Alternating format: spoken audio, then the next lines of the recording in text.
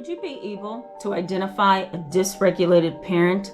We think most parents are really good at controlling their own emotions. We also think that parents, because they are parents, are going to make sure that they offer their children or their child a stable environment. But the sad part of the reality is that this isn't the case with parents who are dysregulated emotionally. Emotionally dysregulated parents have a really hard time pushing themselves aside and allowing the child to experience stability. So in today's video, I'm going to talk a little bit about the dysregulated parent and how they can basically influence you. But for the most part, and I think for the bigger portion of this video, I'm going to highlight some of the things that they do.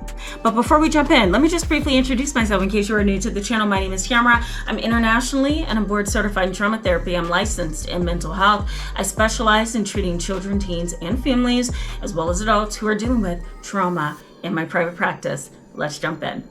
Emotion dysregulation is something that we can all experience. It's really not something that is foreign to most human beings. We struggle with emotions, we struggle with our thoughts. Sometimes they're highly negative and they translate into our behaviors changing. It's a common thing among human beings, right?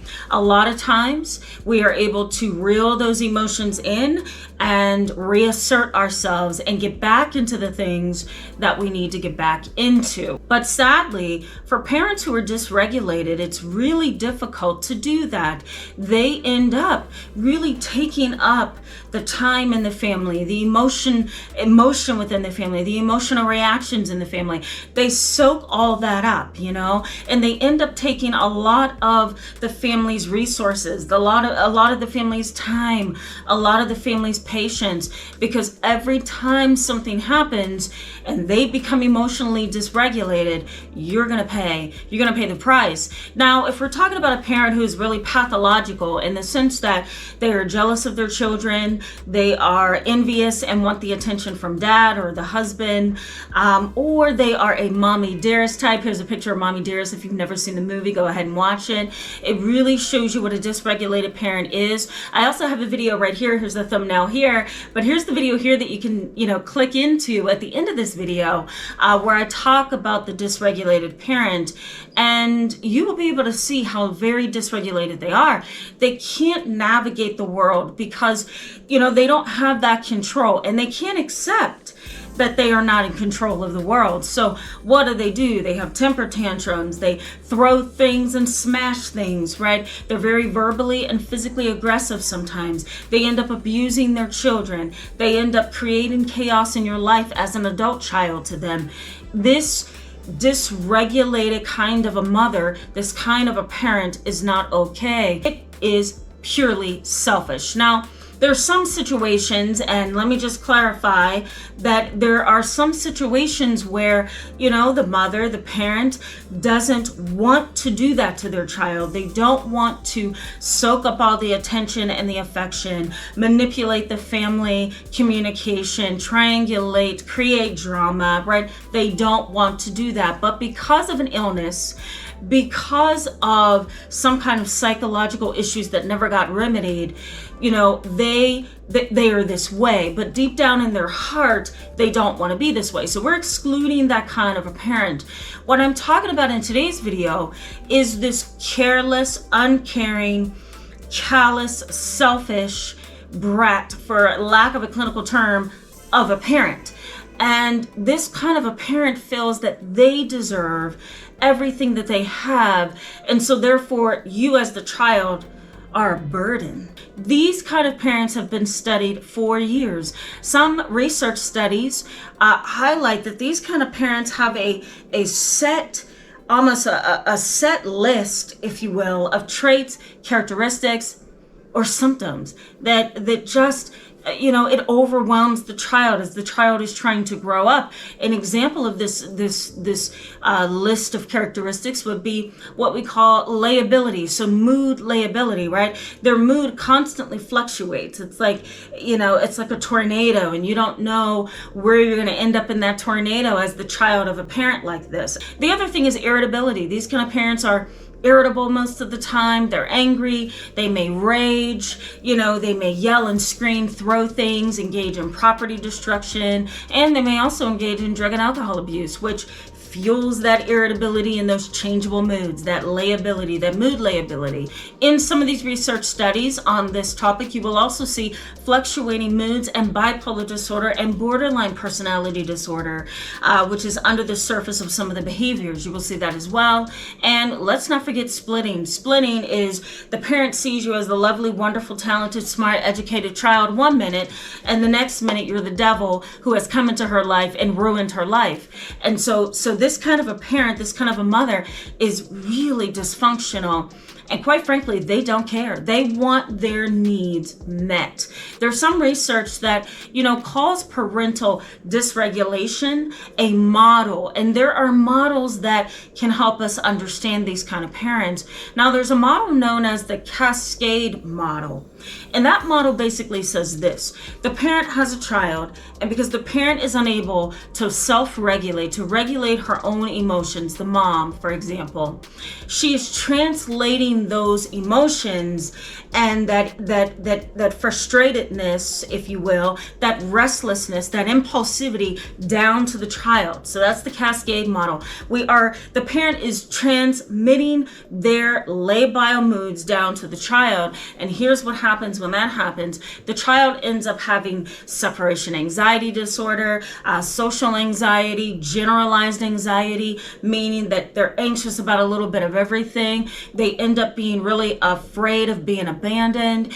And when mom gets upset and dysregulated, the child may crawl up under a desk and cry and scream and really need somebody to hold them and tell them it's going to be okay.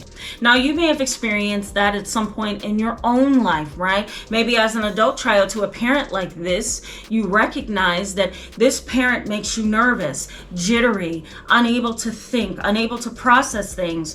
And when that happens, you lose your very own stability. So let's talk a little bit about why these parents become this way and why they are this way. So the first thing that I want you to kind of process within yourself, if this is you, is that these kind of dysfunctional mothers, they internalize their emotions and then they externalize their emotions. So here's what happens. They hold things on the inside so much that they lose track of what's appropriate expression of emotions and what is not. And so they externalize their emotions. How do they do that? Well, they start hitting the child, yelling at the child, slamming doors, right? Bullying the child, really keeping the child uncertain about who they are as an individual. The child really struggles, and they struggle with trying to understand what kind of a mother is this that I have. One minute she's okay, and the next minute she's not. But that's because this kind of a mother internalizes her emotions and then externalizes them onto the child. And that's an unfair thing to do. They tend to be overly intense and they have very complex emotions. These kind of dysfunctional mothers are overly, I'm going to say overly sensitive or overly aware of when their emotions are starting to stir up. I'll put it that way in this video. And so because of that, because they're so in tuned and they're so hyper vigilant, the smallest thing can set them off. And what makes matters worse is that they can have complex emotions. The movie Mommy Dearest shows you these complex reactions to things and these complex emotions. One minute mom is singing and she's on Broadway and she seems happy and she takes pride in herself. And the next minute I'm being beat with a hanger and I don't know what's going on. I'm being awakened in the middle of the night to my mother on top of me crying, saying, "You've ruined my life." So that kind of skewed and erroneous perception of that parent's life is what kind of gets them into those complex emotions, so to speak. So just for clarification, the parent is so convoluted and their emotions are so complex that you don't know where things stirred up or where the start was to this behavior that you are now witnessing in the moment. And that's because they have complex emotions.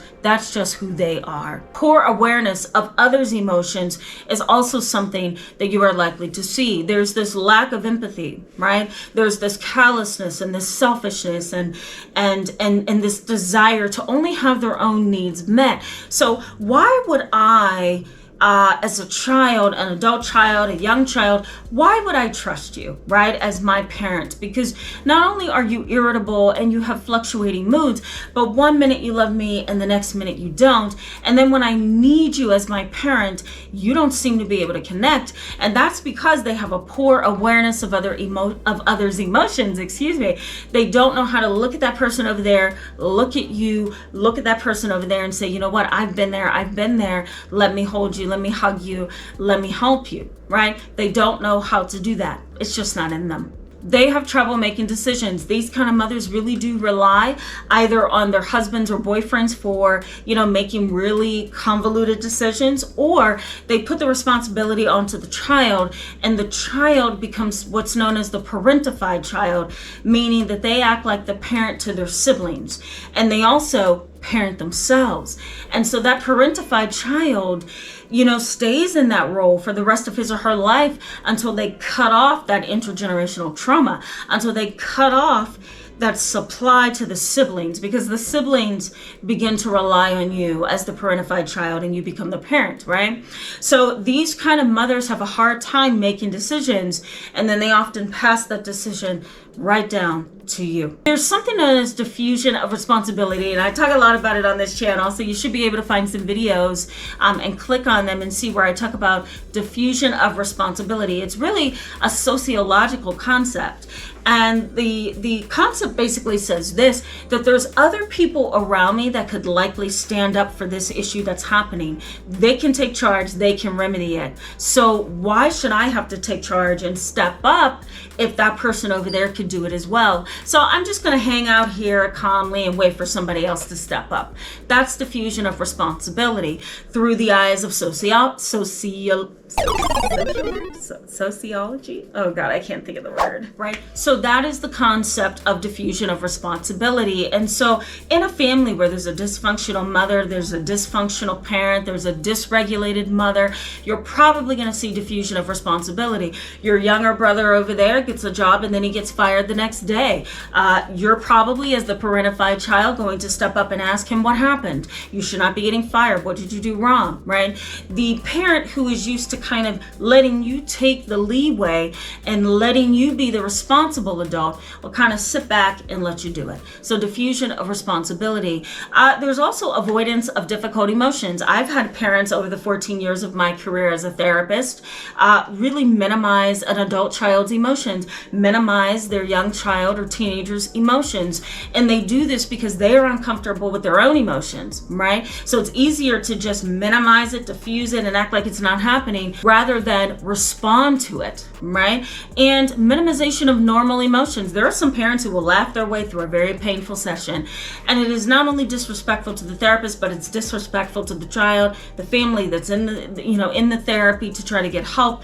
It's because the parent doesn't have the maturity and the ability to really address their emotions. And so what do? They make sarcastic comments, they make inappropriate jokes, they laugh, they try to take a lighthearted approach to it, and that is just not how to do that, right? These kind of dysregulated parents can cause within you a lot of attachment issues. And so I'm going to discuss that in the next video. Thank you so much for being with me in today's video, guys. Go ahead and hit that subscribe button and the bell button so you can get more videos like this, and click into this video right here if you want to learn a little bit more about this topic. I'll see you in the next video. Bye-bye.